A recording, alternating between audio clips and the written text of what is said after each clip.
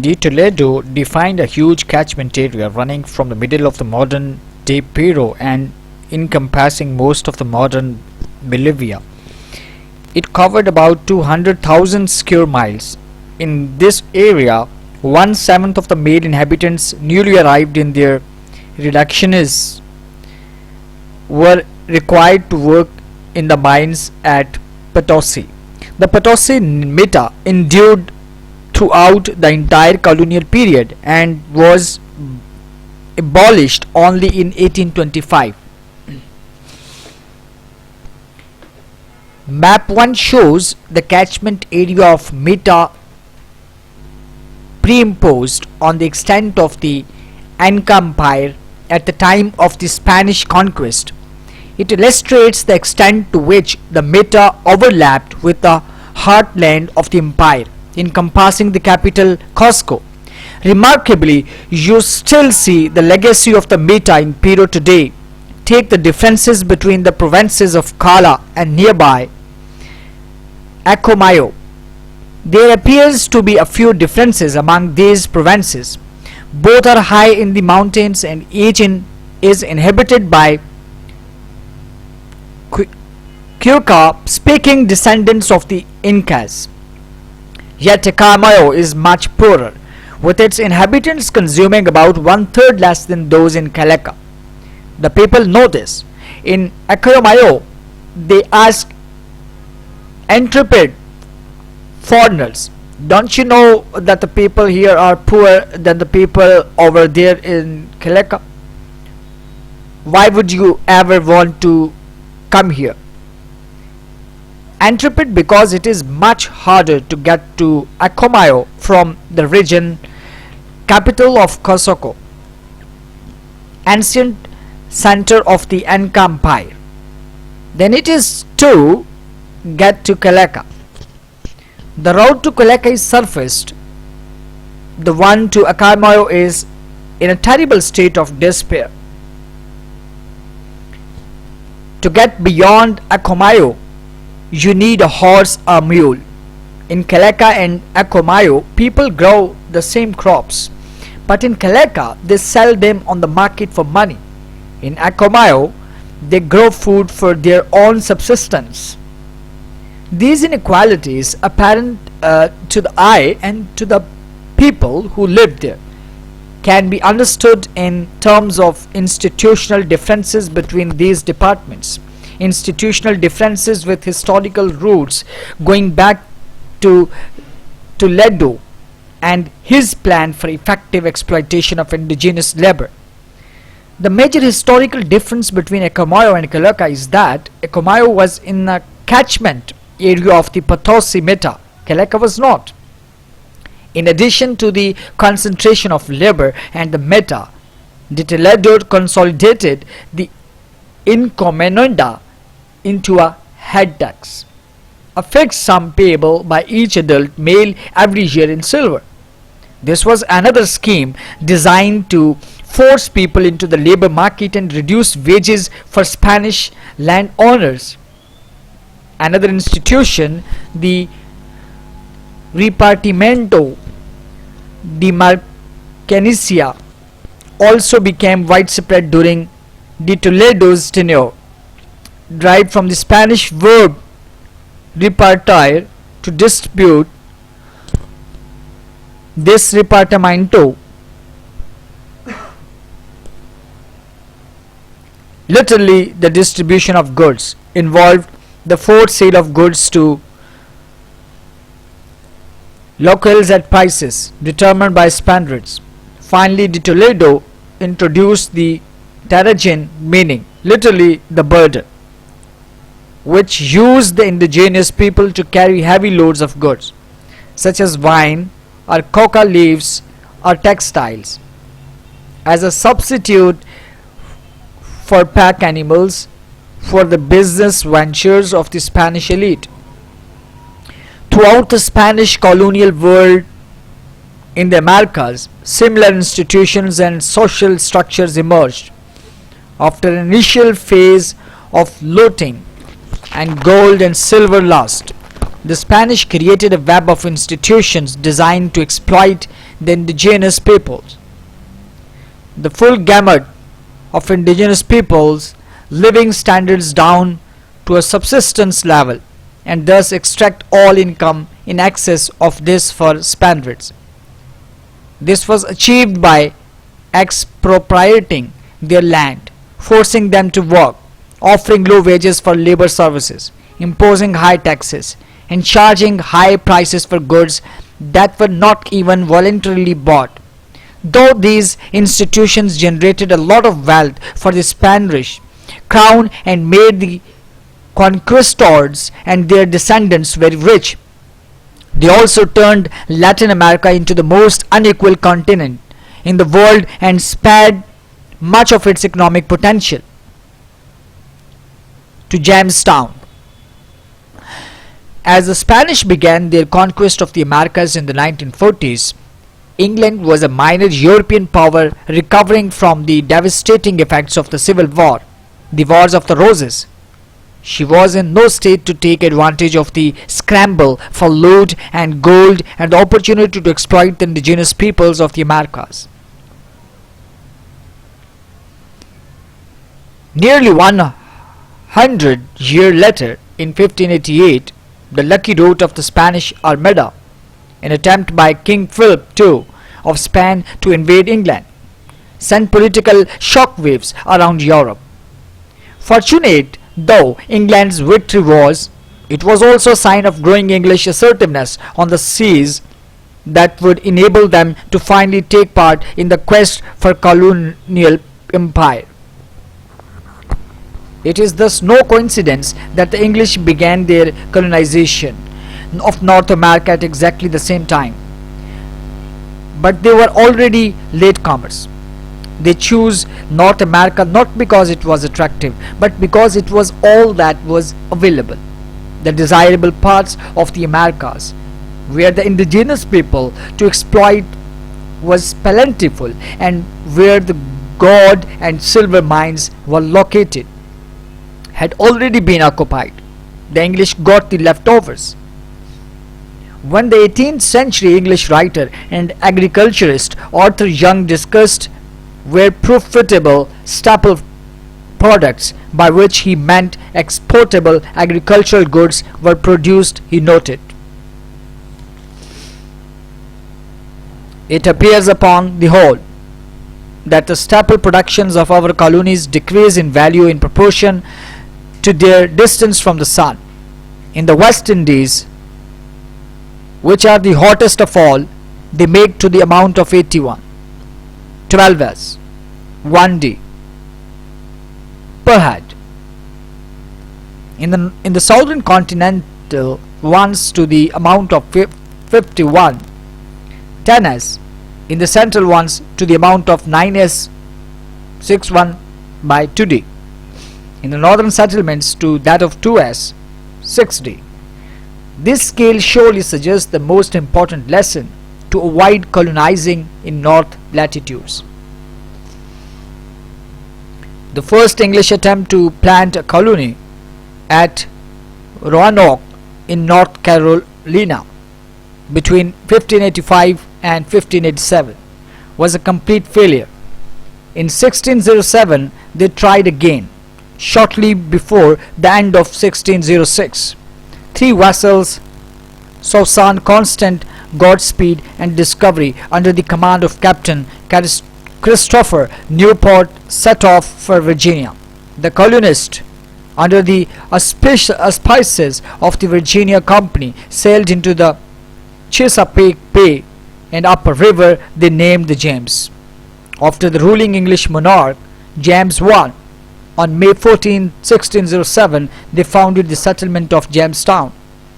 Though the settlers on board the ships owned by the Virginia Company were English, they had a model of colonization heavily influenced by the template set by the Cortes, Pizarro, and de Toledo. Their first plan was to capture the local chief and use him as a way to get provisions and to coerce the population into producing food and wealth for them. When they first landed in Jamestown, the English colonists did not know that they were within the territory claimed by the Powhatan Confederacy, a coalition of some 30 polities owing allegiance to a king called Waughunsonacock. Waughunsonacock's capital was at the town of Virovococomo, a mere 20 miles from Jamestown. The plan of the colonists was to learn more about the lay of the land. If the locals could not be induced to provide food and labor, the colonists might at least be able to trade with them. The notion that the settlers themselves would work and grow their own food seems not to have crossed their minds. That is not what conquerors of the New World did. Waughunsonacock quickly became aware of the colonists' presence and viewed their intentions with great suspicion. He was in charge of what for North America was quite a large empire, but he had many enemies and lacked the overwhelming centralized political control of Ancas. Waughunsonacock decided to see what the intentions of the English were, initially sending messengers saying that he desired friendly relations with them. As the winter of 1607 closed in, the settlers in Jamestown began to run low on food, and the appointed leader of the colony's ruling council, Edward Mary Wingfield, deterred indecisively. The situation was rescued by Captain John Smith. Smith, whose writings provide one of our main sources of information about the early development of the colony, was a larger-than-life character. Born in England, in rural Lincolnshire, he disregarded his father's desires for him to go into business and instead became a soldier of fortune. He first fought with English armies in the Netherlands, after which he joined Austrian forces serving in Hungary fighting against the armies of the Ottoman Empire. Captured in Romania, he was sold as a slave and put to work as a field hand. He managed one day to overcome his master and stealing his clothes and his horse, escaped back into Austrian territory. Smith had got himself into trouble on the voyage to Virginia and was imprisoned on the Susan Constant for mutiny after defying the orders of Wingfield. When the ships reached the New World, the plan was to put him on trial. To the immense horror of Wingfield, Newport and other elite colonists, however, when they opened their sealed orders, they discovered that the Virginia Company had nominated Smith to be a member of the ruling council that was to govern Jamestown. With Newport sailing back to England for supplies and more colonists and Wingfield uncertain about what to do, it was Smith who saved the colony. He initiated a series of trading missions that secured vital food supplies. On one of these, he was captured by Opechancanough, one of Waughunsonacock's younger brothers, and was brought before the king. And Virovococomo, he was the first Englishman to meet Waughunsonacock, and it was at this initial meeting that, according to some accounts, Smith's life was saved only at the intervention of Waughunsonacock's young daughter. Pocahontas freed on January 2, 1608. Smith returned to Jamestown, which was still perilously low on food, until the timely return of Newport from England later on the same day. The colonists of Jamestown learned little from this initial experience as 1608 proceeded. They continued their quest for gold and precious metals.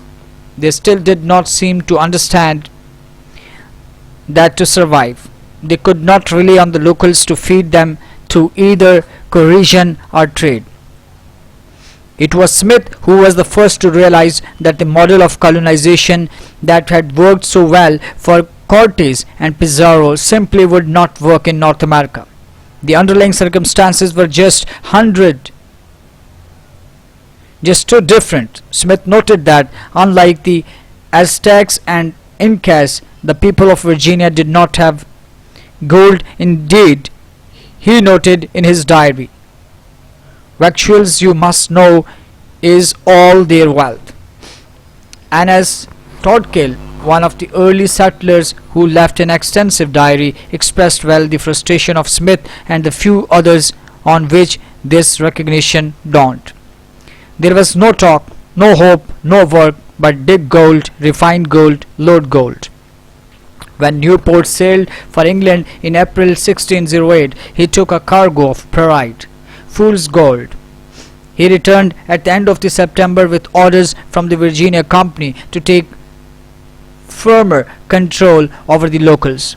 Their plan was to crown Wahunsonacock, hoping this would render him subservient to the English King James I. They invited him to Jamestown, but Wahunsonacock, still deeply suspicious of the colonists, had no intention of risking capture. John Smith recorded Wahunsonacock's reply, "If your king have sent me presents, I also am the king, and this is my land. Your father is to come to me, not I to him, nor yet to your fort. Neither will I bite at such a bat." If Wahunsonacock would not bite at such a bat, Newport and Smith would have to go to Wirowacomoco to undertake the coronation. The whole event appears to have been a complete fiasco, with only thing coming out of it a resolve on the part of Wahunsonacock that it was time to get rid of the colony. He imposed a trade embargo. Jamestown could no longer trade for supplies. Wahunsonacock would starve them out. Newport set sail once more for England in December 1608.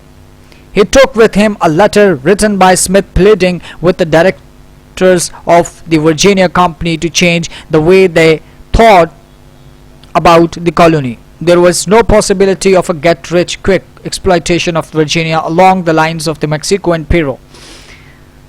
There were no gold or precious metals, and the indigenous people could not be forced to work or provide food. Smith realized that if there were going to be a viable colony, it was the colonists who would have to work. He therefore pleaded with the directors to send the right sort of people.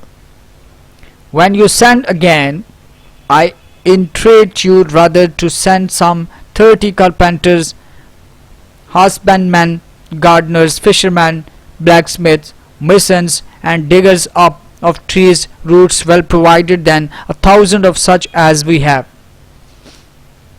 Smith did not want any more unless goldsmiths. Once more Jamestown survived only because of his resourcefulness. He managed to cajole and bully local indigenous groups to trade with him, and when they would not, he took what he could. Back in the settlement, Smith was completely in charge and imposed the rule that he that will not work shall not eat. Jamestown survived a second winter. The Virginia Company was intended to be a money-making enterprise, and after 2 disastrous years, there was no whiff of profit. The directors of the company decided that they needed a new model of governance, replacing the ruling council with a single governor. The first man appointed to this position was Sir Thomas Gates. Heeding some aspects of Smith's warning, the company realized that they had to try something new. This realization was driven home by the events of the winter of 1609-1610, the so-called starving time. A new mode of governance left no room for Smith, who disgruntled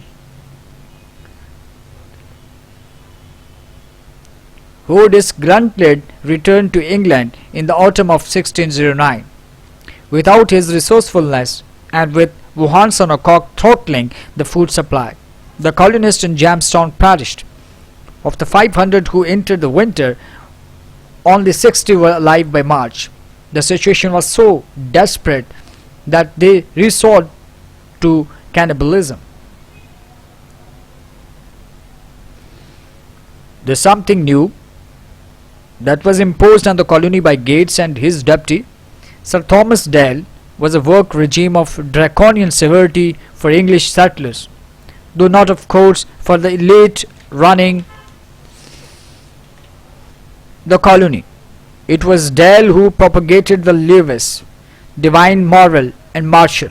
This included the clauses: no man or woman shall run away from the colony to the Indians upon pain of death.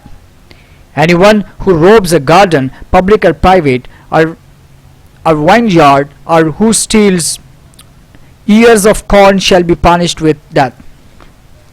No member of the colony will sell or give any commodity of this country to a captain, mariner, master or sailor to transport out of the colony for his own private uses upon pain of death.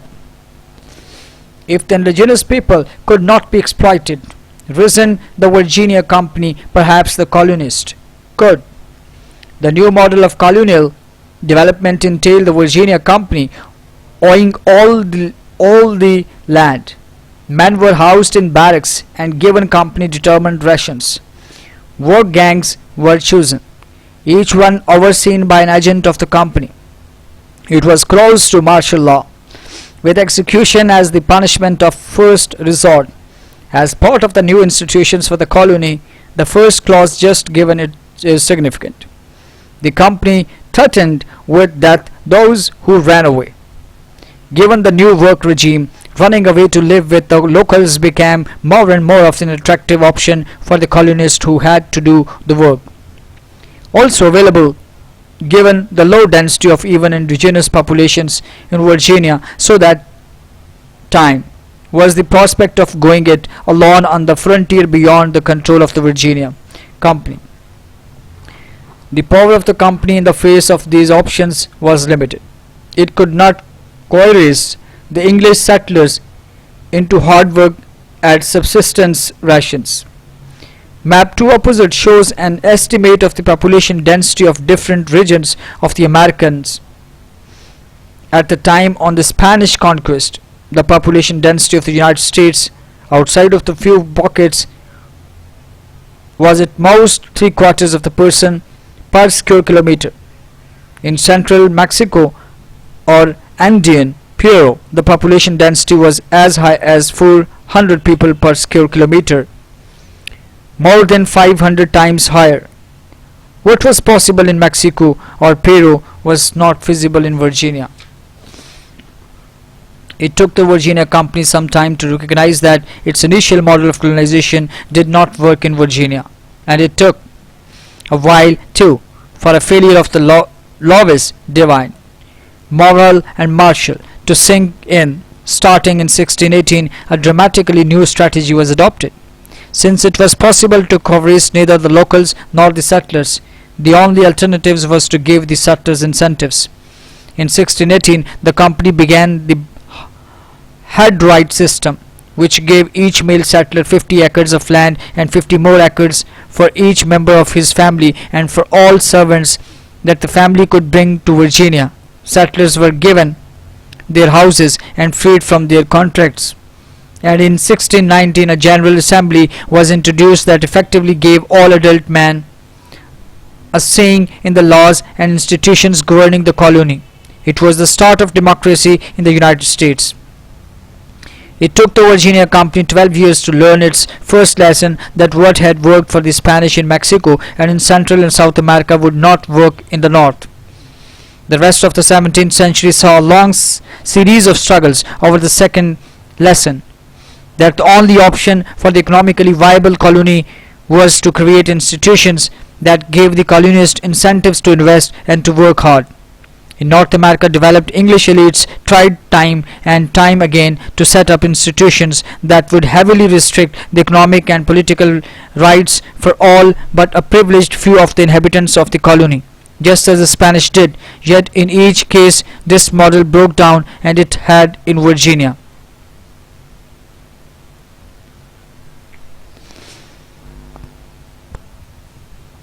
One of the most ambitious attempts began soon after the change in strategy of the Virginia Company. In 1632, 10 million acres of land on the upper Chesapeake Bay were granted by the English King Charles I to Silas Calvert, Lord Baltimore. The Charter of Maryland gave Lord Baltimore complete freedom to create a government along any lines he wished. With Clause 7, nothing that Baltimore had, for the good and happy government of the said province, free, full, and absolute power, by the tenor of these presents, to ordain, make, and enact laws of what kind soever. Baltimore drew up a detailed plan for creating a manorial society, a North American variant of an idealized version of 17th century rural England. It entailed dividing the land into plots of thousands of acres, which would be run by lords. The lords would recruit tenants who would work the lands and pay rents to the privileged elite controlling the land. Another similar attempt was made later in 1663 with the founding of Carolina by 8 proprietors, including Sir Anthony Ashley Cooper. Ashley Cooper, along with his secretary, the great English philosopher John Locke, formulated the fundamental Constitution of Carolina. This document, like the Charter of Maryland before it, provided the blueprint for an elitist hierarchical society based on control by a landed elite. The preamble noted that the government of this province may be made most agreeable to the monarchy under which we live and of which this province is a part, and that we may avoid erecting the numerous democracy. The clauses of the fundamental constitutions laid out a rigid social structure. At the bottom were the little men,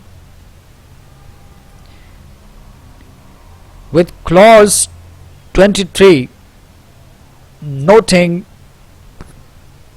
all the children of the leet man shall be leet men, and so to all generations above the leet man who had no political power were the land grabbers and caciques who were to form an aristocracy. Land grabbers were to be allocated 48,000 acres of land each, and caciques 24,000 acres. There was to be a parliament in which land grabbers and caciques were represented, but it would be permitted to debate only those measures that had previously been approved by the 8 proprietors. Just as the attempt to impose draconian rule in Virginia failed, so did the plans for the same type of institution in Maryland and Carolina. The reasons were similar. In all cases, it proved to be impossible to force settlers into a rigid hierarchical society because there were simply too many options open to them in the New World. Instead, they had to be provided with incentives for them to want to work, and soon they were demanding more economic freedom and further political rights. In Maryland too, settlers insisted on getting their own land, and they forced Lord Baltimore into creating an assembly. In 1691, the assembly induced the king to declare Maryland a crown colony, thus removing the political privileges of Baltimore and his great lords. A similar protracted struggle took place in the Carolinas against the proprietors. Losing, South Carolina became a royal colony in 1729. By the 1720s, all the 13 colonies of what was to become the United States had similar structures of government. In all cases, there was a governor and an assembly based on the franchise of male property holders. They were not democracies. Women, slaves, and the propertyless could not vote. But political rights were very broad compared with contemporary societies elsewhere. It was these assemblies and their leaders that coalesced to form the First Continental Congress in 1774, the prelude to the independence of the United States. The assemblies believed they had the right to determine both their own membership and the right to taxation. This, as we know, created problems for the English colonial government. A tale of two constitutions. It should now be apparent that it is not a coincidence that the United States and not Mexico adopted and enforced a constitution that espoused democratic principles, created limitations on the use of political power, and distributed that power broadly in society.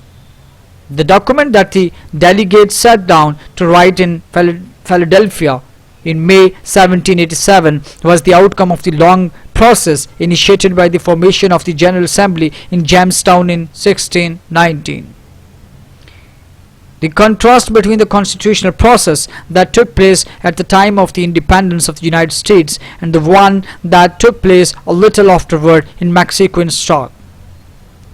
In February 1808, Napoleon Bonaparte's French armies invaded Spain. By May they had taken Madrid, the Spanish capital. By September, the Spanish king Ferdinand had been captured and had abdicated. A national junta, the Junta Central, took his place, taking the torch in the fight against the French. The junta met first at Aranjuez, but retreated south in the face of the French armies. Finally it reached the port of Cadiz, which, though besieged by Napoleonic forces, held out. Here the junta formed a parliament called the Cortes. In 1812 the Cortes produced what became known as the Cadiz Constitution, which called for the introduction of constitutional monarchy based on notions of popular sovereignty. It also called for the end of the special privileges and the introduction of equality before the law. These demands were all anathema to the elites of South America, who were still ruling an institutional environment shaped by the encomienda, forced labor, and absolute power vested in them and the colonial state.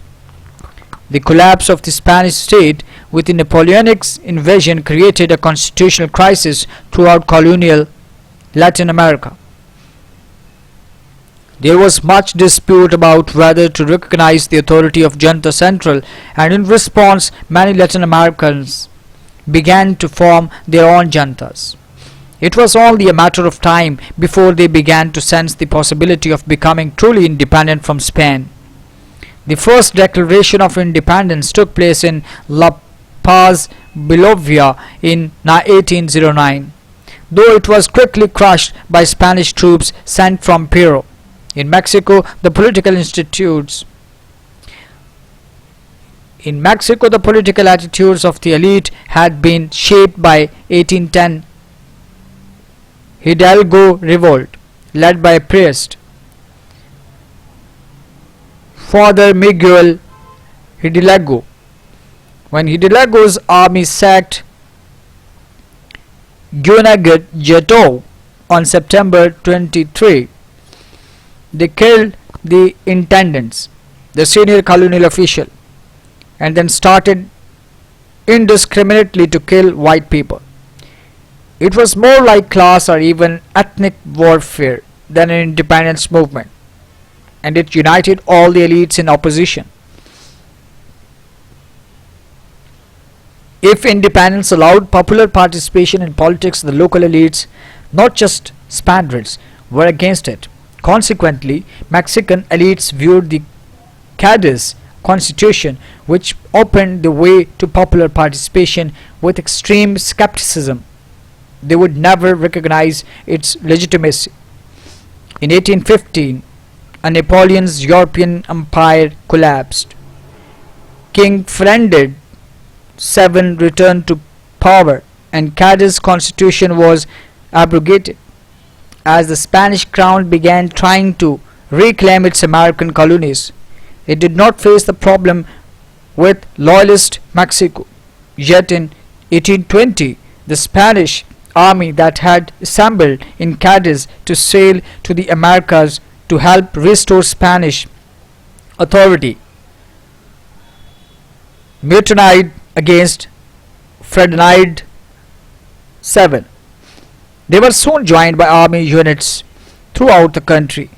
The Ferdinand was forced to restore the Cadiz constitution and recall the Cortes. This Cortes was even more radical than the one that had written the Cadiz constitution, and it proposed abolishing all forms of labor coercion. It also attacked the special privileges, for example, the right of the military to be tried for crimes